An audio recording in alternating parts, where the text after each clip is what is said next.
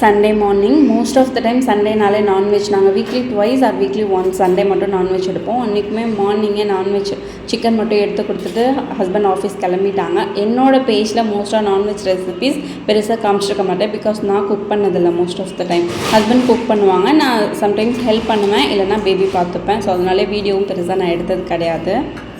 But அன்றைக்கி அவங்களுக்கு work இருந்ததால் நீங்களே வந்து பார்த்து குக் பண்ணிக்கோங்க அப்படின்னு சொல்லி சிக்கன் மட்டும் எடுத்து கொடுத்துட்டு கிளம்பிட்டாங்க.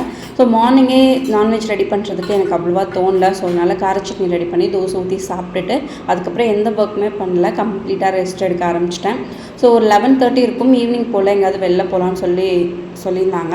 மோஸ்ட்டாக நாங்கள் வேலூர் வந்ததுலேருந்து வெளியில் எங்கேயுமே போனதில்லை. ஒரு டைம் மூவி போயிருக்கோம், அவ்வளோதான். ஸோ வேறு எந்த பிளேஸுமே எக்ஸ்ப்ளோர் பண்ணதில்லை. ஸோ கொஞ்சம் பிளான் இருந்தது திங்ஸ் வாங்குறதுக்கு. ஸோ அதனால் ஈவினிங் போல் பச்சை பாஸ் போகலாம் அப்படின்னு சொல்லியிருந்தாங்க. ஸோ ஓகே, அதனால் அதுக்கப்புறம் என்னால் வெயிட் பண்ண முடியல, கடகடன் ஒர்க் பண்ண ஆரம்பிச்சிட்டேன். லஞ்ச் குக் பண்ணிவிட்டு கிளம்பணும் அப்படின்னா இன்னுமே ஈஸியாக இருக்கும். Because most of the time எங்கேயாவது இப்போ வெளில கிளம்புறோன்னா நாம் ரெடி ஆகிறோமோ இல்லையோ வீட்டில் எந்த ஒர்க்குமே இருக்கக்கூடாது அப்படின்ற மாதிரி தான் மைண்ட் செட் இருக்குது. ஸோ இதெல்லாம் வாஷ் பண்ணி வச்சுட்டு கவுண்டர் டாப் ஃபுல்லாக க்ளீன் பண்ணிட்டு கேஸ் ஸ்டவ்வுமே மார்னிங் ரொம்ப மெஸ்ஸி பண்ணி வச்சுருந்தேன். ஸோ அது எல்லாமே அப்போ தான் வந்து க்ளீன் பண்ண ஆரம்பித்தேன். மோஸ்ட்டாக வெளில போகிறதுக்கு முன்னாடி லஞ்சாக இருக்கட்டும், இல்லை ஈவினிங் வெளில போகிறோன்னா டின்னர் குக் பண்ணி வச்சுட்டு போயிடுவேன்.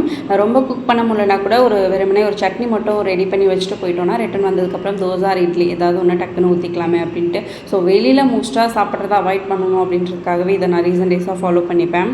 நான்வெஜ் பொறுத்த வரைக்கும் நம்ம எந்த மெத்தடில் ப்ரிப்பேர் பண்ணாலும் டேஸ்ட் வைஸ் சூப்பராக வந்துடும். ஓப்பன் பாட்டில் நான் இது வரைக்கும் பண்ணியிருக்கேன், பட் குக்கரில் விசில் வச்சு பண்ணுற மெத்தடில் நான் பண்ணது கிடையாது. இதான் ஃபர்ஸ்ட் டைம் அந்த மாதிரி ட்ரை பண்ணலாமேன்னு சொல்லிட்டு குக்கரில் வச்சுட்டேன். பக்கத்து வீட்டிலலாம் சமைக்கும் போது அந்த நான்வெஜ்ஜோட ஸ்மெல் ரொம்ப சூப்பராக வரும், நமக்கே பசிக்கிற மாதிரி இருக்கும். எங்கேயோ நான்வெஜ் ப்ரிப்பேர் பண்ணுறாங்கன்ற மாதிரி தோணும். பட் நான் ரெடி பண்ணும்போது அந்த இஞ்சி பூண்டு ஆட் பண்ணும்போது மட்டும் அந்த மாதிரி லைட்டாக ஸ்மெல் வரும், அதுக்கப்புறம் வராது. பட் எனக்கு குக்கரில் ரெடி பண்ணதாலே என்னமோ வீடு ஃபுல்லாக கம கமன்னு இருந்தது.